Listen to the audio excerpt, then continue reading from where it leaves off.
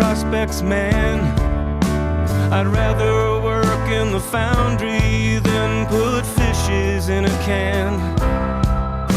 I'm 35 and I haven't traveled far, and I've spent all my money on this misbegotten car. I'm up against it all, like a leaf against the wind, and that Studebaker keeps on breaking down again. My Studebaker keeps on breaking down again.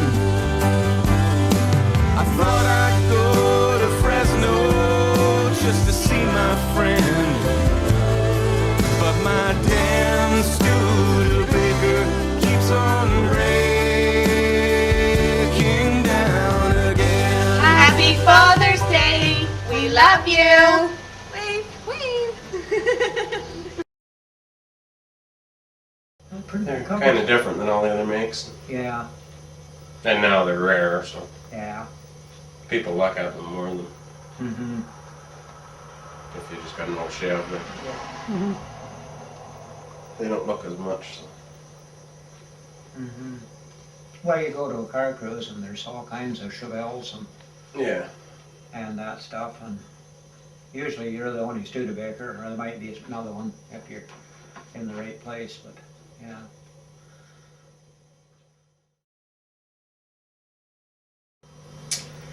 So, right now we got, 10. yeah, got 10, I guess, yep. And there's 4 of them that's pretty well restored as far as that goes. The 47 1-ton runs, and your 62 runs, and the coupe and the champ. And the station wagon runs, but not good. And I guess your 3/4 ton would run there if you had Yeah. a little bit more work to it. Dictator doesn't need Yeah, Dictator runs. an awful lot. Yeah. Yep. So we probably got about 6 that runs, and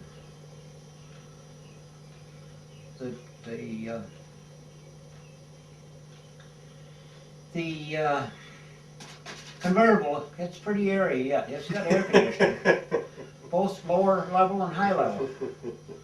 Yep. Yep, because it's got no floor. Maybe that's what they mean by convertible, is it? No floor? Yeah. 64 Champ. It's, we bought it down in North Carolina and brought it home and was going to restore it as a 1/2 ton, and your dad thought that it would be nice on the Dodge chassis. So that's what we done, and it turned out really good. Had the 64 Champ to Florida quite a few times. Yeah, I've had the 64 Champs, been A to couple Florida twice, And been to the East Coast, and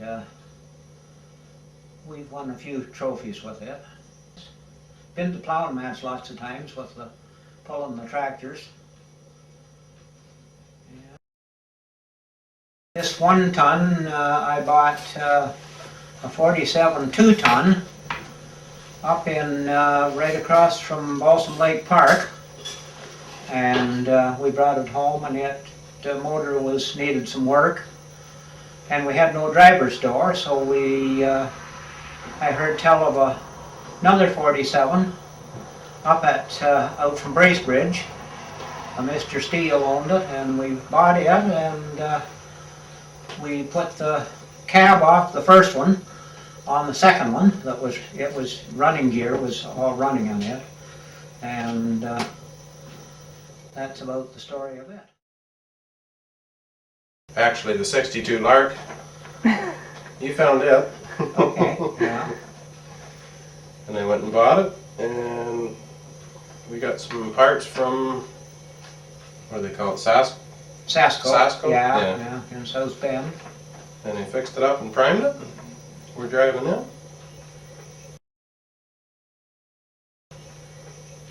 The 27 Dictator we found in a shed over near Pontypool. Pontypool, yep. And brought it home and I fixed the wood in the roof and got it running and put tires on it. When I was working on it, I felt a hand on my shoulder. Nobody was there.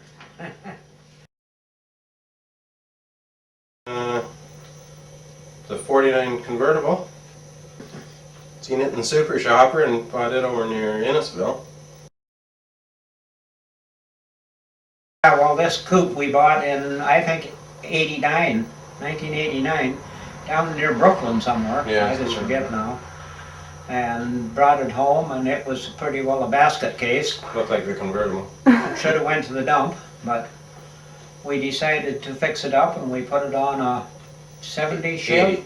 80 Chev. 80 Chev full-size chassis and motor and the whole bit. And in 2004, we got it on the road for Gary's wedding. Yeah, and it's pretty nice now, yeah. Station wagon, I bought this station wagon last fall at Windsor, and it's just so-so too. It runs, but I haven't done anything with it yet. And 49 half-ton we bought, That guy near. down near, where, Utica or somewhere? He's at Brooklyn, wasn't he? Too? Brooklyn, yeah, I guess, yeah. Near Brooklyn anyway, and we have it partially restored. It's got the motor was no good in it, and we've got a 64 car V8 in it, an automatic, and I have a 1956 2.5-ton tractor truck, and it's just in the process of waiting for It was restoration. over Yeah, between Barry and Really. yeah. Mike's 51 3/4 ton there. He Yeah. knows about it, kinda, what he's doing. He's Where'd we doing get? It came from Manchester. Yeah, It was sitting at Manchester for sale. yeah. You're doing I had all a- kinds of stuff to it though. It had an extra cab in the back, and that's going in his Yeah. highway tractor. Mm-hmm. And put it part of another frame under it and a newer motor in it. And doing a little customizing to it. I was speeding south on 99 when the manifold started smoking. I ran her off the shoulder and now the axle's broken.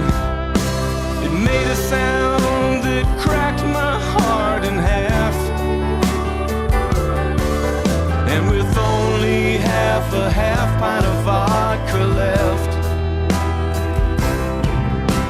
I'm up against it all, like a leaf against the wind.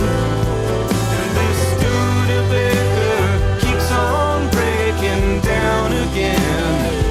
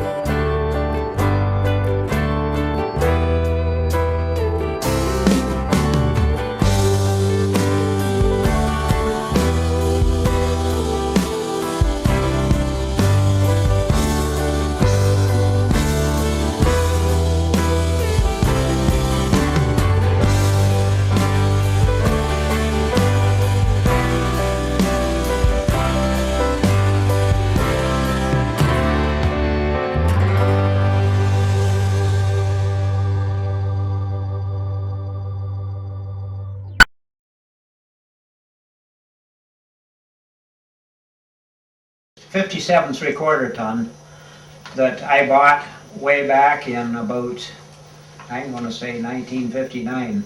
Yeah, I think that's what you told me before. And I put dual wheels on it and a dump on it, and we used it on the farm right up until we quit farming full blast there in 75. And we sold it about, I'm going to say, 5 or 6 years ago, or more than that maybe now.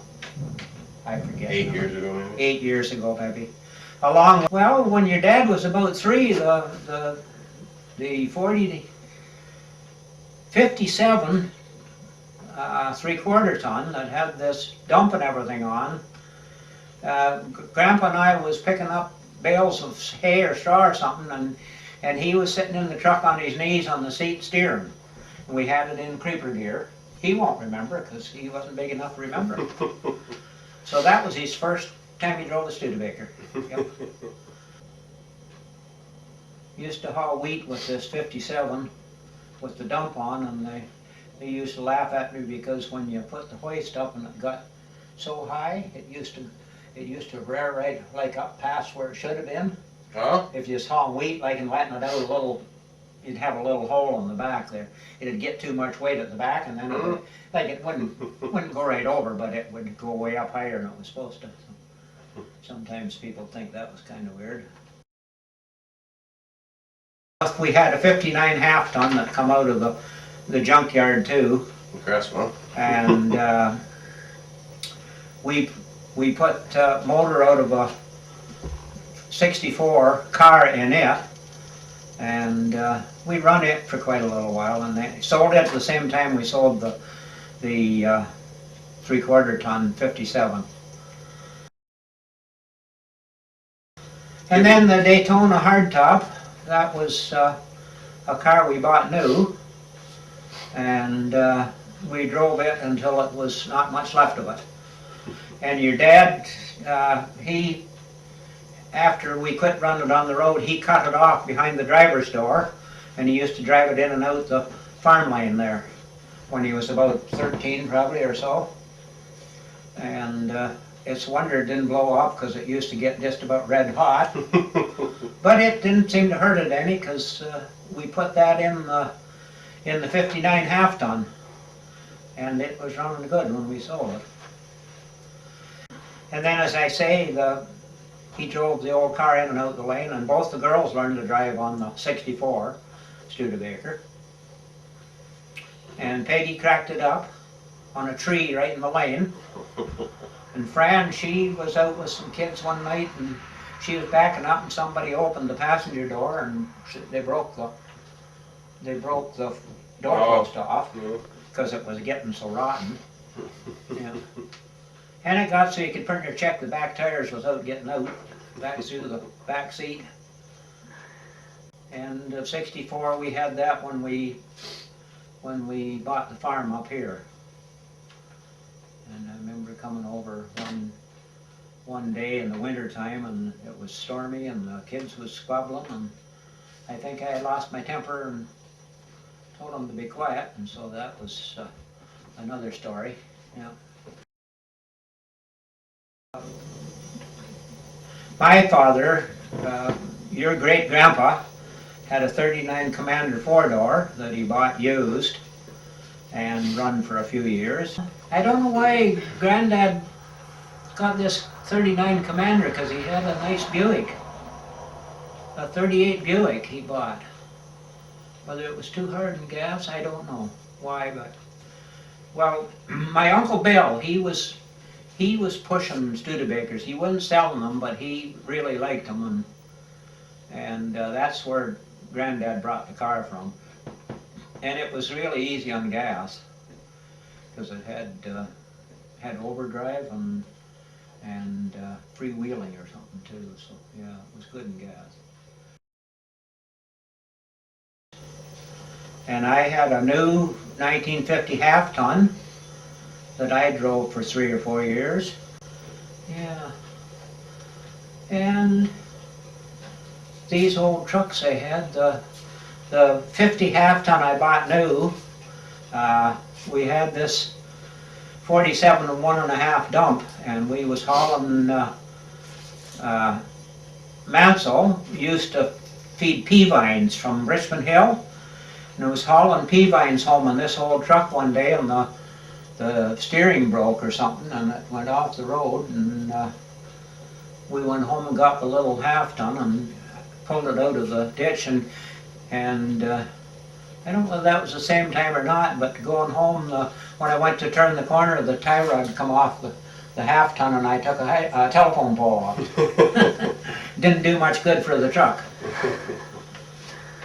This little half-ton, we was to a plowing match down in Western Ontario somewhere, and we're coming home late at night because we'd stayed for a banquet or something, and we had 2 teams of horses on Granddad's truck, which was a 47 Ford, 2-ton, and right on number 7 around Woodbridge, where it used to be, they called it the Pinecrest Speedway. Right there, the fan come off the truck and went through the radiator. And we had Paul Timbers riding with us, and he was just a kid then, but he's Gabby and he knew it all. Oh, we could do this, we could do that, but there's nothing you could do at all. So we phoned Grandpa, and he come with a little half-ton and a big rope, and he pulled us all the way home. And Grandma's dad there, he said it was impossible, but that little truck wouldn't pull that. And we had to go down, I don't know whether you're familiar with Yonge Street much, but at Thornhill, there's quite a big hollow there. And number 7 used to come right out in Thornhill, and then you had to go down through there and up the other hill, and no problem, he pulled us all the way home.